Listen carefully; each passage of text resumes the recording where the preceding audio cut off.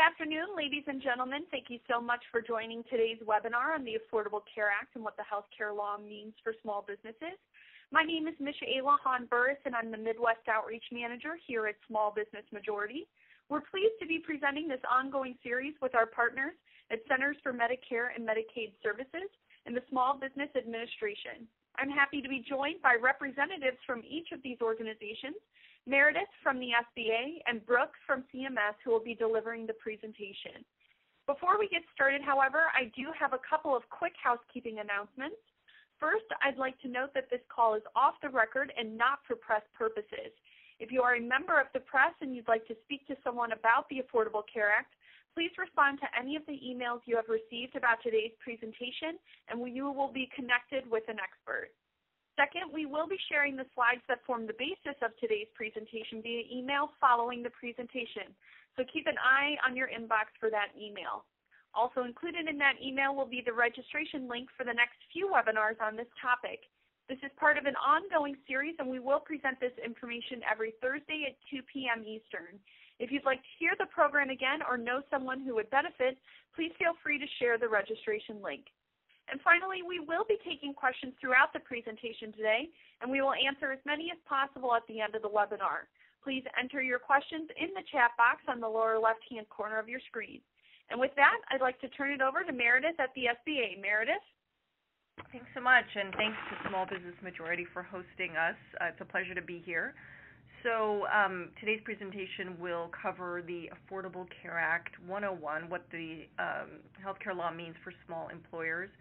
We are providing this information today for your educational purposes only and not as tax or legal advice. We can encourage you to consult your tax or legal professionals to determine how these matters relate to your own individual business circumstances. Just a roadmap for today's presentation, so we'll cover three main topics. First, the Small Business Healthcare Tax Credit. Second, we'll cover the new marketplaces, both for small employers, the marketplace known as SHOP, or the Small Business Health Options Marketplace under the Affordable Care Act. And then on the individual side, for self-employed folks with no employees, the individual marketplace. So the enrollment process is a little different, and we'll talk about both aspects of the marketplace. And then third, we will talk about the new employer shared responsibility requirements, which take effect for the first time on January 1st of 2015. We'll talk about which employers are subject to those rules and how the employer shared responsibility payments work.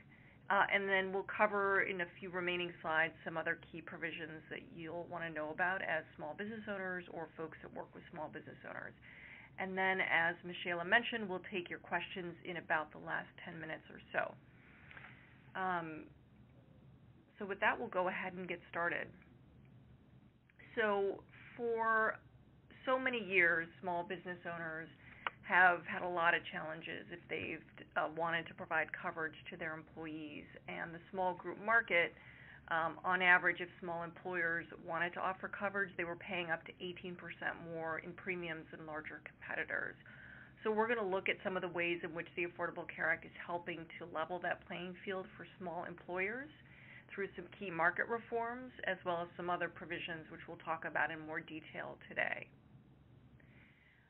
Just a quick snapshot of the landscape before the Affordable Care Act and then once the law was passed in 2010 for the small group market. So prior to the Affordable Care Act, as I mentioned, there were a lot of obstacles to small employers who were choosing to provide coverage to their employees, including fewer choices in the small group market, higher premiums and unpredictable rate increases, higher rates for groups with women, those with older workers, those with chronic employees with chronic health concerns, often longer waiting periods or no coverage at all for individuals with pre-existing conditions.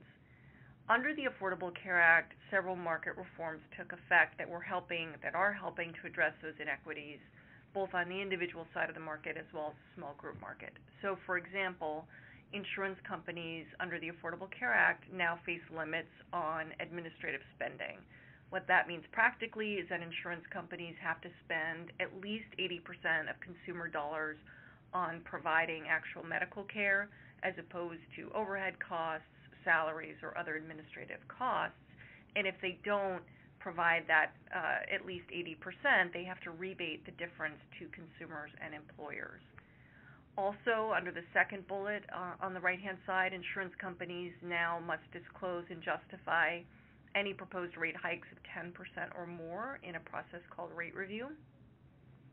Also, insurance companies can no longer charge higher rates or deny coverage because of pre-existing conditions. They likewise can't charge higher rates for women and face limits on charging additional premiums for older employees. And then other key reforms under the Affordable Care Act in the individual and small group market are things like plans that are offered must provide a core set of essential health benefits, so things like preventive care, ambulatory care, and the like. So we'll talk about some of these in more detail as we go forward today, but we just wanted to provide a bigger context around what the Affordable Care Act is bringing to the small group market. And then I won't cover this slide in a lot of detail because I do want to get into the heart of the presentation, but feel free to come back at your convenience to take a look at some of these other reforms that are helping Americans across the board in terms of providing higher quality health care at a lower cost.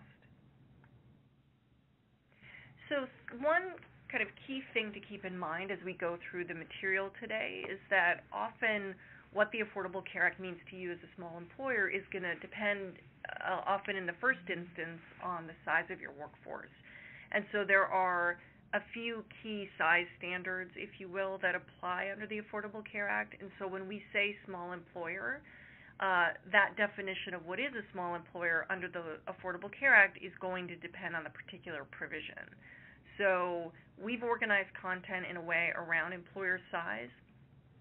Similarly, if you go to SBA's website on our healthcare landing page, sba.gov/healthcare, you'll see information filtered by employer size as well. And it's just a way of helping you understand as a business owner, based on this size, here are some of the provisions that may apply to me, and here's how they work. So that's just a framing piece for the purposes of the presentation today. So the first key bucket, if you will, we're going to look at are those employers, and I'll just go back for a moment, those employers with 24 or fewer employees. Generally speaking, this is the group that is eligible for the small business health care tax credit. So first we'll look at the criteria, the eligibility criteria for the tax credit, and then how it works. So there are 3 eligibility criteria for the tax credit. The first is, again, the size. So you must have 24 or fewer full-time equivalent employees. The second criteria is you must have average annual wages below $50,000, and that's indexed annually for inflation. And then third, you must contribute at least 50% towards your employees' self-only premium costs. So those are the 3 eligibility criteria: the size standard, average wages below $50,000, and contributing 50% or more towards single coverage. The credit works on a sliding scale. So what that means is the maximum tax credit is available to those employers on the smaller end of the eligible group, so those with 10 or fewer full-time equivalents and average annual wages of less than $25,000 are eligible for the maximum amount, and we'll talk in a moment about what that is. And then for every employee above the 10 or $25,000 or more, the credit starts to slide down the scale. So in terms of the criteria, we often get asked, what does it mean to have what is a full-time equivalent? Under the tax credit rules, a full-time equivalent employee is an employee who's not themselves working full-time, so 40 hours a week is the definition of full-time for the tax credit. But a combination of employees who together would equal the full-time equivalent or the full-time employee. So for example, under the tax credit rules, 2 employees working 20 hours a week would equal a full-time equivalent. The 40-hour work week definition of full-time is different than when we're talking about the shop marketplaces and when we're talking about the employer shared responsibility rules. And so we'll be sure to flag what that definition of full-time or full-time equivalent looks like when we get to those sections.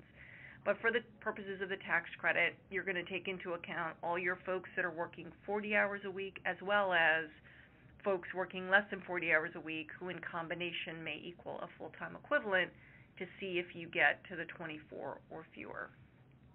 And the other important thing to know in terms of eligibility is that you're not counting the owner in that size count, any spouses or family members of the owners in the size calculation and the wage calculations. You're not taking into account the wages or salaries of the owners, spouses, and family members.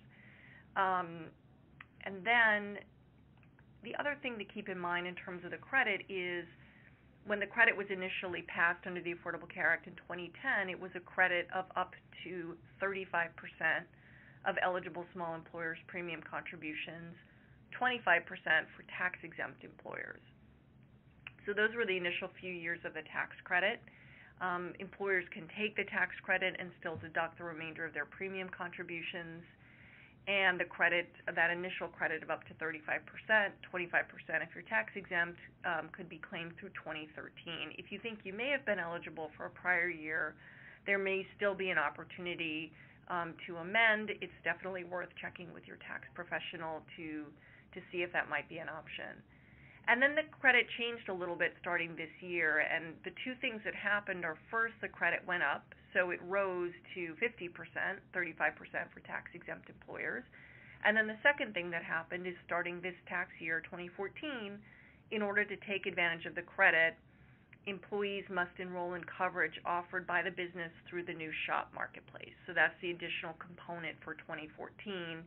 In order to get the tax credit starting in 2014, you'd need to buy coverage for your employees through the shop marketplace. So we're going to talk about shop in a moment in a lot more detail, but wanted to flag that here. The 2014 tax credit can be claimed for any 2 consecutive taxable years. So if you have previously claimed it and you're still eligible and buy coverage through shop starting in 2014, you could claim the tax credit for 2014 and 2015, for example. There is a tax credit estimator that employers can use to help determine if they're eligible for the tax credit, and if so, how much it might be worth to you as the employer. And that URL is listed on the screen. It's at healthcare.gov. You can plug in the number of your employees, average annual wages, and your premium contributions, and it will do an estimate for you of what the credit might look like. So the next slide just summarizes the eligibility criteria that we've talked about today, and as well as what the credit looks like starting in 2014, this tax year. If you are a tax-exempt organization, the credit comes in the form of a refund, so it works a little differently for tax-exempt organizations. And with that, let's move next to our discussion about the new marketplaces, and I'll turn it over to Brooke Bell with the Centers for Medicare and Medicaid Services. Thanks a lot, Meredith, and thanks everyone for joining us today. Next, we're going to talk just a little bit more about the marketplaces and specifically what's available for small businesses.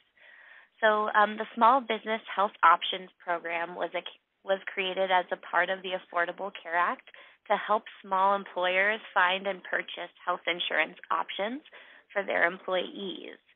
The shop marketplace specifically is open to employers with 1 to 50 employees, and that's also for nonprofit and religious organizations. The goal of the shop marketplace is really to provide new health and dental options for those small employers who are looking to provide coverage options to their employees. There is different than the individual marketplace focused for individuals and families. There are no limitations on enrollment periods, so small businesses can enroll at any time. In addition, for small employers who offer their employees coverage through SHOP and meet the other eligibility requirements, they may be eligible for the Small Business Healthcare Tax Credit for providing SHOP marketplace coverage. So together we see the shop marketplace working with many of the insurance reforms involved with the Affordable Care Act to help curb premium growth and spur competition for small employers. So healthcare.gov is the home of the shop marketplace for the 33 states that are using the federally facilitated SHOP 14 of those states this year will be offering what we call employee choice, which allows small employers to offer a choice of health plans like many large employers already do. So small employers who have 50 or fewer full-time equivalent employees who may be eligible to purchase coverage through SHOP are not required to offer SHOP Marketplace coverage or to participate in providing coverage to their employees. The SHOP Marketplace is really meant to offer new options for those employers who choose to do so. So next we'll talk just a little bit more about who can purchase coverage through the federally facilitated SHOP. So as I said, it's available for those employers with 1 to 50 full-time equivalent employees. And when we're talking about full-time equivalents, we're taking into consideration both full and part-time workers whose combined or total hours equal at least 30 or more hours per week. So at least one employee must be on payroll who is not a business partner or spouse in order for a business to be eligible. And the small employer must offer coverage to all of its employees who work on average of 30 or more hours per week. To make it a little bit easier to determine whether your business may be eligible for SHOP, we've created another tool, the SHOP Fte Calculator, which is also housed on healthcare.gov to help small businesses or agents and brokers to count their FTEs. The Fte Calculator is based off of the federal counting methodology. So if you're located in a state that may be operating under a state-based SHOP, you may use a different method of counting employees. Until 2016, employers have the ability in state-based SHOP states to count differently, but eventually the states will all be using the federal FTE counting method. And then just quickly, I want to highlight the general rule of thumb for SHOP enrollments.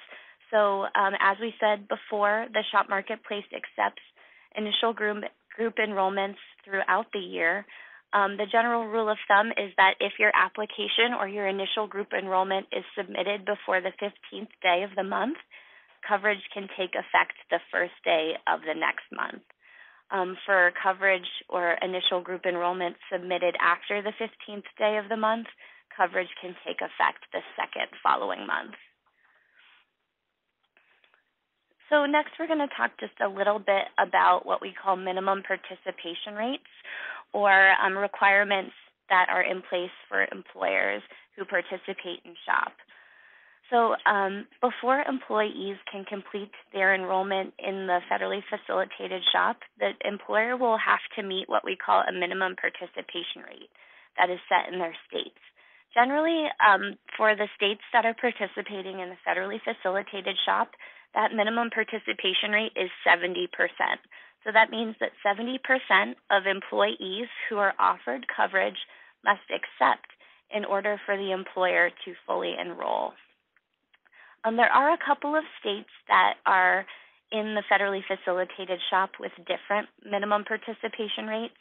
To find out what minimum participation rate may be in place in your state, I'd encourage anyone to go check healthcare.gov. We have the latest information available there. And there are some caveats to the minimum participation rate requirement. So for employees who have other sources of health care, such as Medicare, Medicaid, Veterans Health Service, Indians Health Service, or TRICARE, those folks aren't taken into consideration when determining your minimum participation. But there are some differences for folks who have individual health insurance plans or coverage through a spouse. It's important to highlight that there is 1 month each year where folks can apply for SHOP Marketplace coverage without having to meet minimum participation. For this year or for 2015 coverage, that window has closed, but for going forward, the window to enroll in SHOP Marketplace coverage is available between November 15th and December 15th each year. So if your small business has a hard time meeting minimum participation, there is that option available for you for 2016 coverage. So now we're going to talk just a little bit more about how you shop for shop marketplace coverage. We really encourage small businesses and agents and brokers who are helping them to take advantage of the Premium Estimator tool before getting too far into the process. The Premium Estimator tool is available on healthcare.gov and is available to show small businesses the health and dental plans that are available in their area. The price estimates are based off of the age ranges of employees and the business location. And the estimates reflect the prices for people who don't use tobacco. So if your employees are tobacco users, that extra surcharge won't be taken into consideration in the estimate. It also doesn't allow for folks to provide estimates on dependents. So that's another thing to take into consideration when you're using the tool. But the Premium Estimator tool does a really great job of showing small businesses what plans are available in their area. And agents and brokers and navigators can also help to look at the plans and compare them. Next, we're going to talk a bit about options for self-employed individuals. So as we said, the shop marketplace is available for those small employers with 1 to 50 employees. But for sole proprietors and shareholders of more than 2% of an S corporation with no common law employees, you're really not eligible to participate in shop. So what is available is the health insurance marketplace for individuals and families. And depending on your level of income, you may also qualify for tax credits through the individual health insurance marketplace. Different than the shop marketplace, the health insurance marketplace for sole proprietors and self-employed individuals only accepts applications for coverage during open enrollment. So for 2015 coverage, the open enrollment period is available now. It started on November 15th and will continue until February 15th of 2015. So outside of open enrollment, there is some flexibility for folks if they miss that open enrollment period. You could qualify for a special enrollment period if you have what we call a qualifying life event. So any change in circumstance with you and your family, such as moving to a new state or changes in income, could qualify someone for a qualifying life event and special enrollment period. So for more information on all of those things, please visit healthcare.gov for more information. So next we're going to loop back to the federally facilitated shop marketplace and talk a bit about some of the new features that are available for 2015 coverage. So beginning on November 15th, we launched the shop marketplace on healthcare.gov for the first time. So now small businesses can select and offer coverage, health and dental coverage to their employees. That begins in 2015. Last year, we were relying on a paper-based process, and now all of our applications will be submitted online through healthcare.gov. We've also made some great enhancements to help shop registered agents and brokers to provide more resources and assistance to small businesses through the Shop Agent Broker portal. And in 14 of the federally facilitated shop states, we're also offering a choice of health plans, which we call employee choice. So one single employer can offer their employees a choice of plans at a given coverage level. We've also recently expanded our operations for the shop call center to help provide small businesses with additional resources. So next, I'd like to quickly talk about employee choice and what it means to offer employee choice to your employees. So as I said earlier, 14 of the federally facilitated shop marketplace states are offering what we call employee choice. So the employer has the option to offer a single health and dental plan to their employees or to offer a choice of health and dental plans at a given metal level. If an employer chooses to take advantage of employee choice, they would select a reference plan and determine a percentage which they would like to contribute to the employee's health care. Once a percentage is determined, then the employee has the ability to shop within any of the health plans available at that coverage level. So this applies for both health and dental plans. One benefit for selecting employee choice means that for employers who choose to do this, they can offer additional choices to their employees, but also have the benefit of paying one monthly bill. So the shop marketplace takes care of distributing all of the payments to the issuers that are associated with the account. On the next slide, you'll see just a quick chart of those states that are participating in employee choice in the federally facilitated shop. Those 14 states that are participating in employee choice are highlighted in dark blue. The others in light blue will be transitioning to employee choice in 2016, but in the meantime, we'll be offering a single health and dental plan option through SHOP.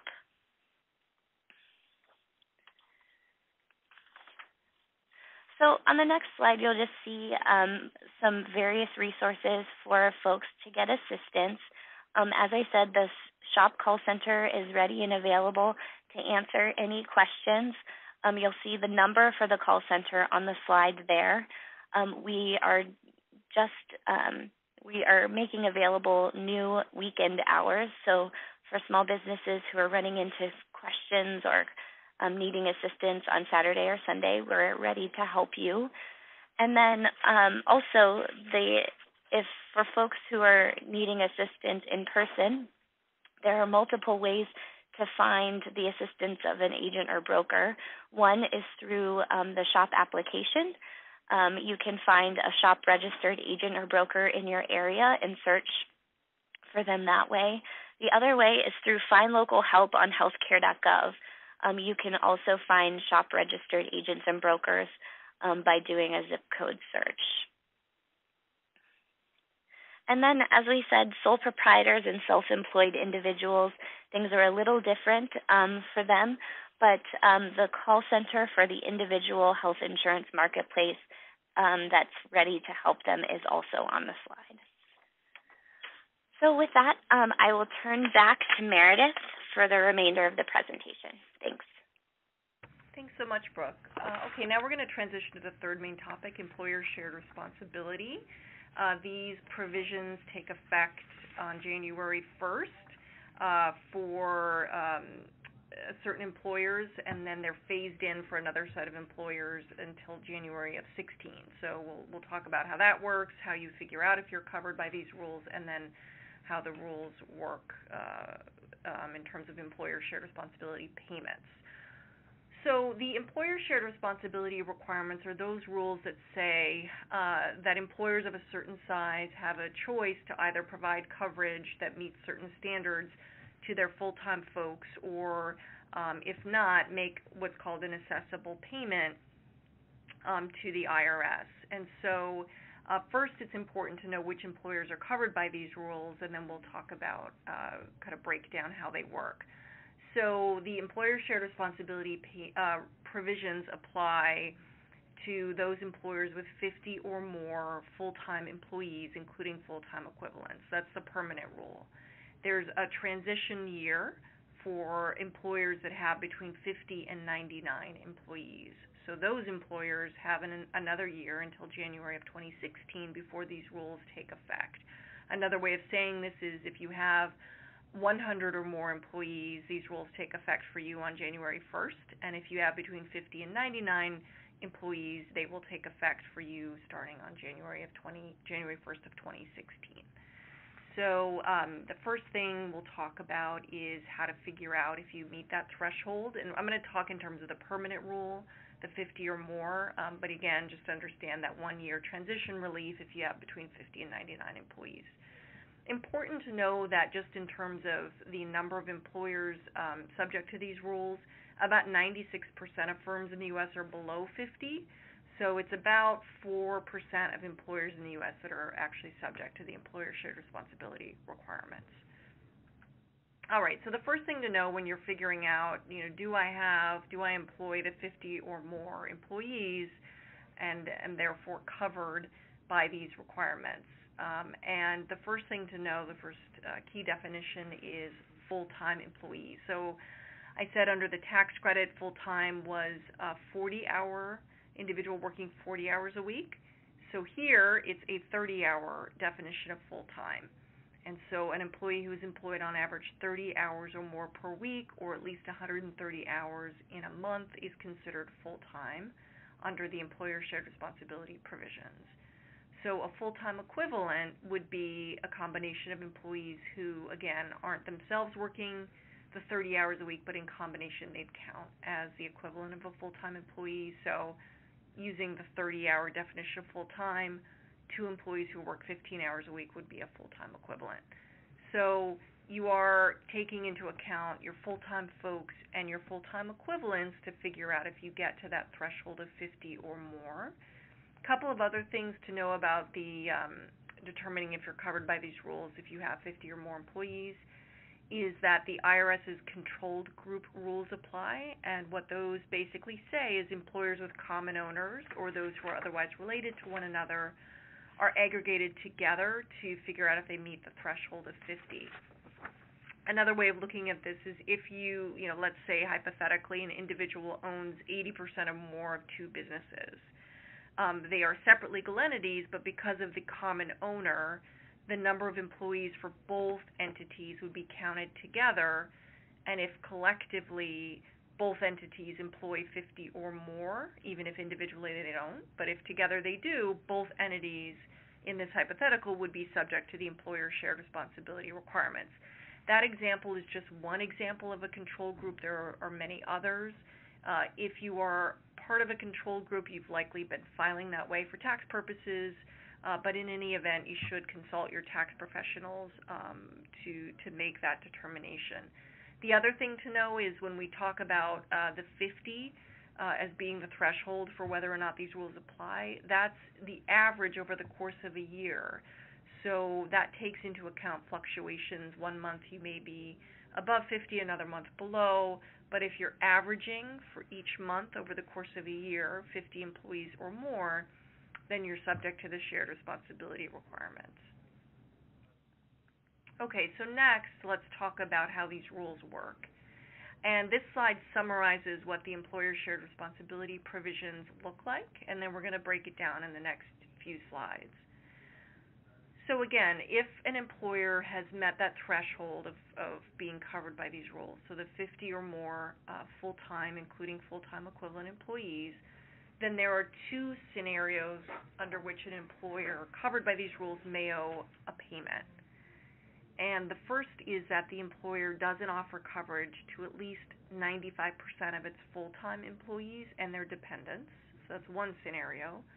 The second would be that the employer does offer coverage to its full-time folks, but the coverage that it offers either isn't affordable or doesn't provide minimum value, or a particular full-time employee was not offered coverage. So there are basically the 2 types of employers under these shared responsibility provisions, and the additional requirement is that at least one full-time employee receives a premium tax credit in the individual marketplace. So another way of looking at this is in order for the shared responsibility payments to be triggered,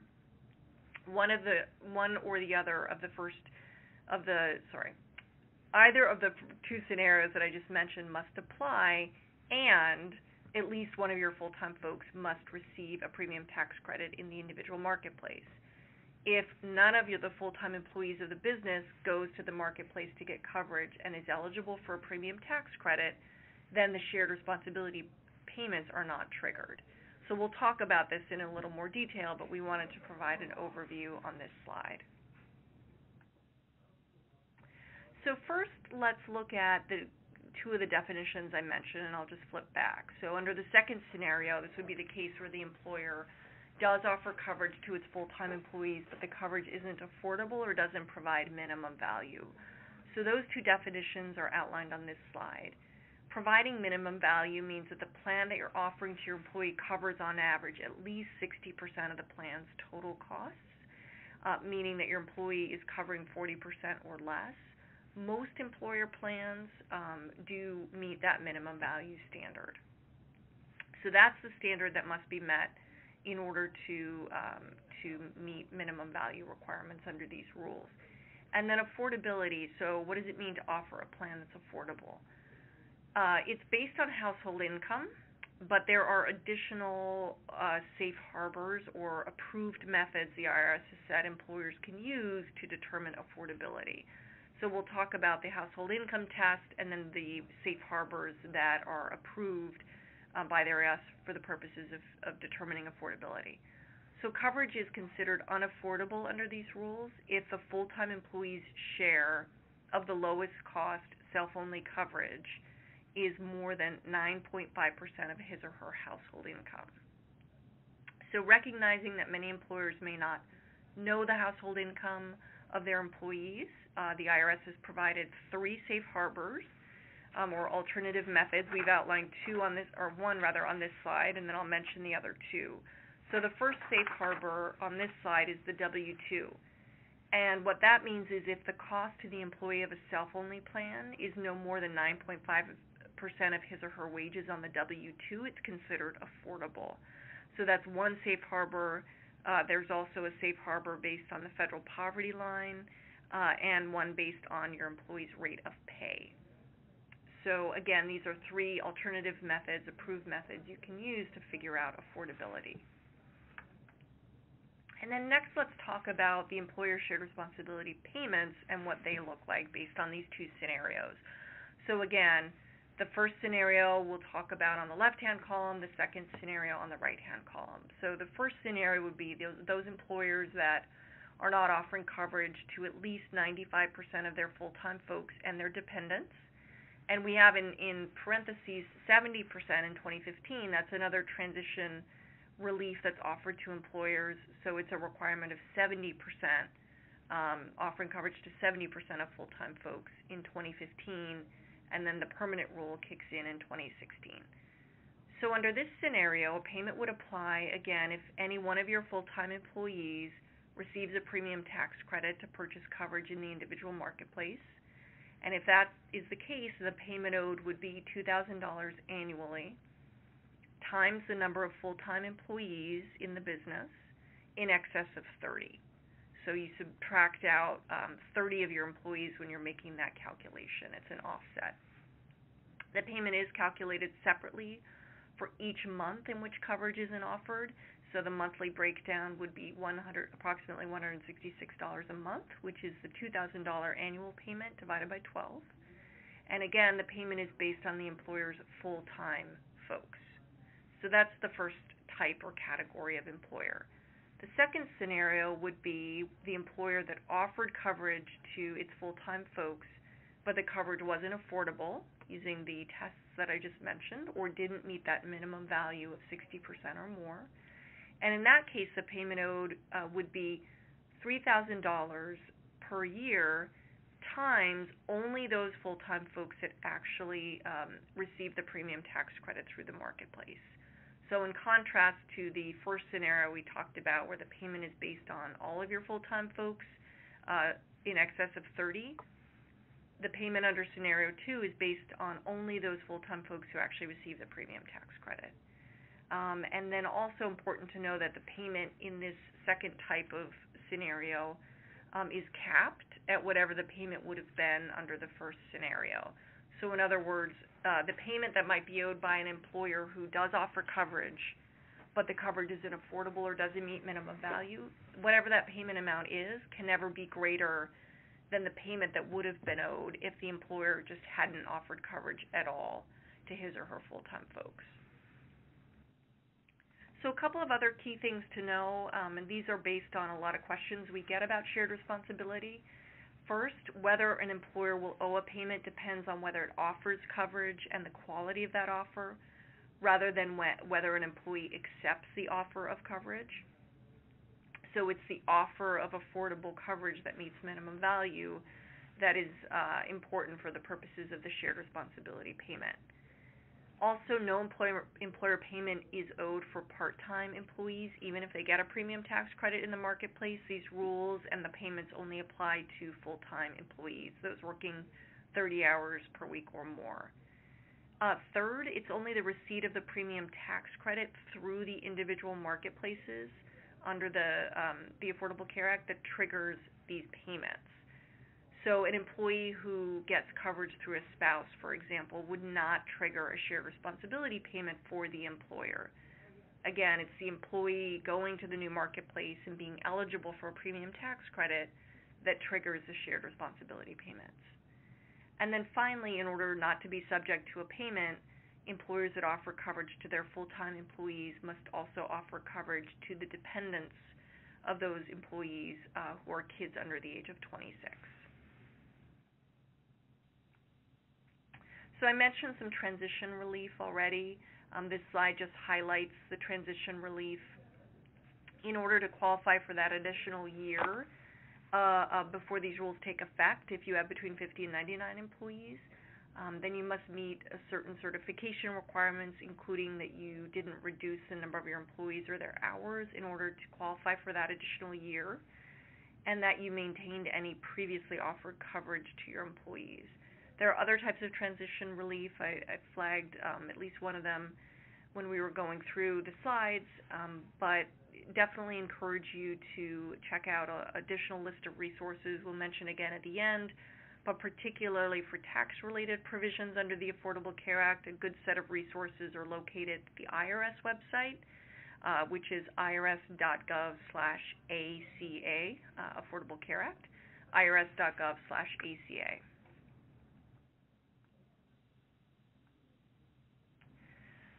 So just a few additional slides before we transition to your questions. So the first thing we want to flag for the additional remaining slides are, we've talked a little bit about self-employed business owners today and the opportunity if you choose to buy coverage through the individual side of the marketplace. So I'll cover the first two bullets on this slide in a little more detail, and that is the requirement that as individuals, most individuals in the U.S. be covered or have minimum essential health coverage for each month starting in January of this year, of 2014, qualify for an exemption. There are exemptions based on hardship, religious exemptions, etc. Or if you don't have coverage and don't otherwise qualify for an exemption, you may end up making a payment called an individual shared responsibility payment when you file your income tax return. What is minimum essential coverage? So it includes employer-sponsored coverage, like COBRA, coverage through a spouse, coverage in the individual marketplace, Medicare, Medicaid, CHIP, etc. You can get more information about the individual shared responsibility provisions at IRS as well as healthcare.gov. And then finally, the last two slides just summarize some additional provisions that impact small employers. I won't cover these in a lot of detail because we do want to take your questions, and many of these went into effect earlier in 2012 and 2013, so many of you may already be familiar with some of these provisions. I do want to focus on this last slide, the last two provisions, because those will take effect starting in 2015, so in January. And those are new information reporting requirements. So the third bullet applies to those employers that are covered by the shared responsibility rules that we just talked about. So if you have 50 or more employees, you will also have new information reporting requirements which detail the full-time folks in your workforce as well as the type of coverage and the quality of coverage that you offer. Those reports will then be used by the IRS to help determine if the employer has complied with the shared responsibility requirements. The first reports are due in early 2016, and you can get more information again at the IRS website. And then the fourth bullet applies to those employers of any size that are self-funded. So if you're a self-insured employer, you'll also have new reporting requirements, and these new reporting requirements in bullet number 4 also apply to issuers of health insurance. And again, as with the first reports that I mentioned, These new employer reporting requirements take effect in January of 2015, with first reports due in early 2016. And with that, here are a few additional, or just a recap of the sites that we've mentioned today. The healthcare.gov site, we've talked about at length. SBA's site, I mentioned, has content for small employers organized around employer size. So all of the provisions we've talked about today you can find on our website. The IRS's website, which I've mentioned, and then business.usa, which is another federal website that compiles information for businesses of all sizes across a variety of topics, everywhere from exporting and trade and tax to healthcare. So if you haven't been on that site before, we definitely encourage you to take a look. And with that, we will go ahead and quickly review your questions and take as many as we can in about the last 10 minutes or so. Great. Thank you so much, Meredith and Brooke, for presenting, and thank you to our participants for joining today's webinar. As a reminder, a copy of today's slides will be available after today's presentation. We'll now be moving into the question and answer portion of today's presentation. So if you have a question, please type them in the lower left-hand screen, and we'll try to get to as many as possible. So with that, do you see any questions, Brooke, that you would like to answer? Sure. I'll go ahead and tackle a couple of these and let Meredith answer a few as well. The first question I see is about the Premium Estimator tool and the prices that are reflected when you use the tool. So for those of you who are familiar with the tool or are new to it, it's available through healthcare.gov. And the employer will be asked to input some information about itself. So how many employees they have and what the estimated ages are, as well as where the business is located. So the rates within the shop marketplace are based off of age and location. And then the feedback that is given for the Premium Estimator tool is really just an estimate. There are a number of different things to take into consideration when, determining the final price that will be in effect for providing coverage. You would want to take into effect any dependents and what the employer's contribution would be. So the estimator tool just really shows the estimate of the total price for folks who are looking at providing a contribution.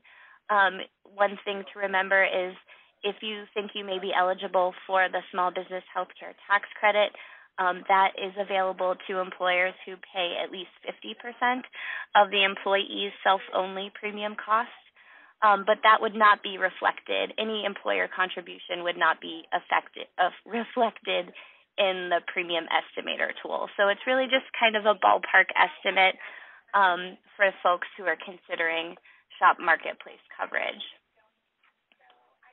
I also see a couple of other questions here. One question, is this webinar eligible for continuing education credits?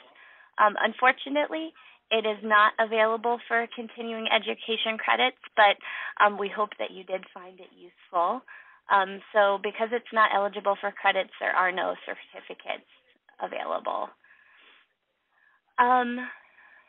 There's a question here about the medical loss ratio. It says, how would a typical small business find out if their insurance company is meeting their criteria of spending at least 80% of premium dollars on medical care? I believe insurance companies are required to inform businesses of what their medical loss ratio is at the end of the plan year. So if you have not heard from your insurance company, I would encourage you to reach out directly to them. And then there is another question here about minimum participation rates. It says, what if an employer wants to offer coverage but will not meet minimum participation? I think in our presentation we quickly discussed this 1-month window that's available to small businesses who have struggled in the past to meet minimum participation or who may not be able to meet minimum participation. That 1 month window is available from November 15th to December 15th each year. And small businesses are welcome to enroll in small group coverage during that time without having to meet minimum participation. I'm just looking here. Oh, there is another question here about employee choice. We do have a slide that shows all of the employee choice states. I don't know if we could go back to it quickly. Thank you. So just a little further to show all of the states. So, yeah, thank you. So these are the states that are offering employee choice. The question came in, I believe, from Virginia. So you'll see here that Virginia does offer employee choice. And with that, I'll go ahead and turn it back over to Meredith. Meredith, are there any questions that you'd like to answer? Great, thanks, Brooke. So a couple on employer shared responsibility. So first question, just to clarify, if you have less than 24 employees, you're not required to provide health insurance. Is that correct? It is correct. Again, those rules only apply if you have 50 or more employees. But the one caveat to keep in mind are the control group rules that I mentioned. So if you are part of a control group, you have, let's say, less than 24 employees, but other member companies of the control group have employees, and together you're equaling 50 or more, then all the member companies would be subject to shared responsibility. So assuming you're not part of a control group, then yes, if you have the general rule is if you have fewer than 50 employees, you're not required to provide health coverage.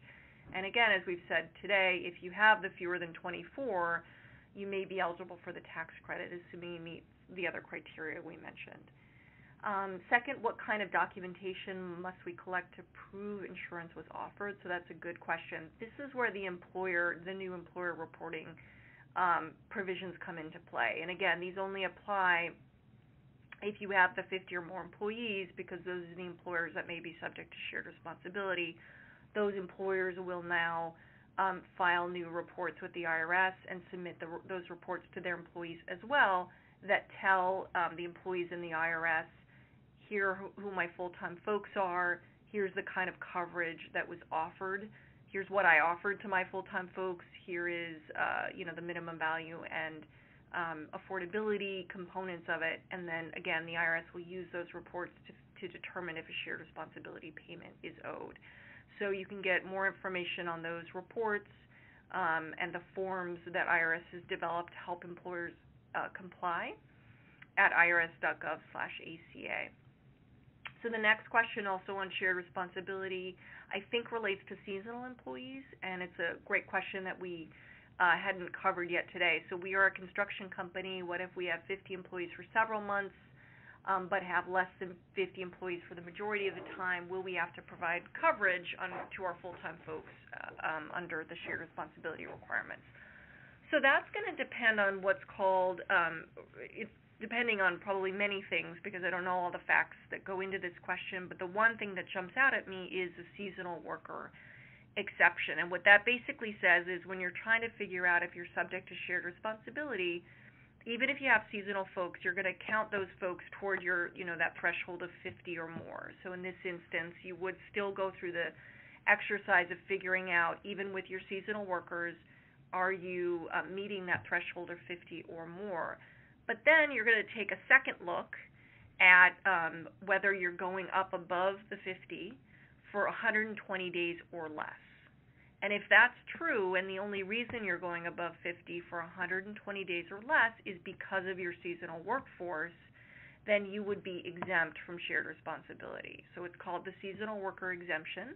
It's definitely worth consulting with your tax or legal advisor if you think you may fall into that scenario, because it may be the case that you're not subject to shared responsibility. But again, without knowing all the facts, we can't give a definitive, but it is something to flag and be aware of, and consult with your trusted advisors on that point. And then, Brooke, I don't know if you want to take any more that may have come in on the shop side.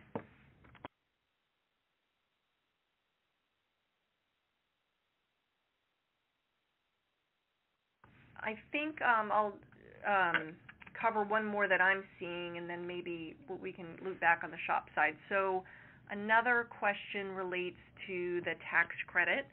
We mentioned that when you're figuring out if you meet that threshold of 24 or fewer or average annual wages, that you're not counting owners, family members, etc. So I've gotten a question about, do family members include in-laws such as cousins, or extended family such as cousins, aunts, and uncles? So the answer is no.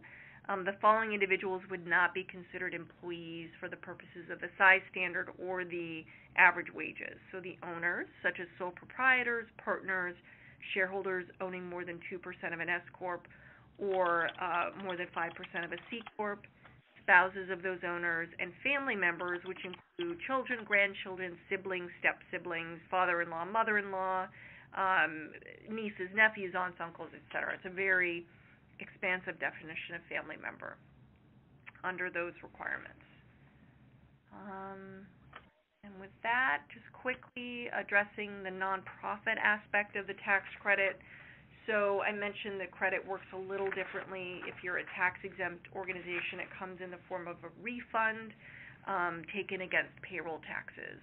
And if you're a nonprofit entity, you would file the Form 990T as in Tom in order to take advantage of the refund. Even if you normally wouldn't file that form, the 990T, you'd want to do it in order to take advantage of the tax credit as a tax-exempt organization. And with that, I'll turn it over to Michaela to wrap us up. Great. Thank you so much, Meredith and Brooke, and thank you, ladies and gentlemen, for joining today's webinar.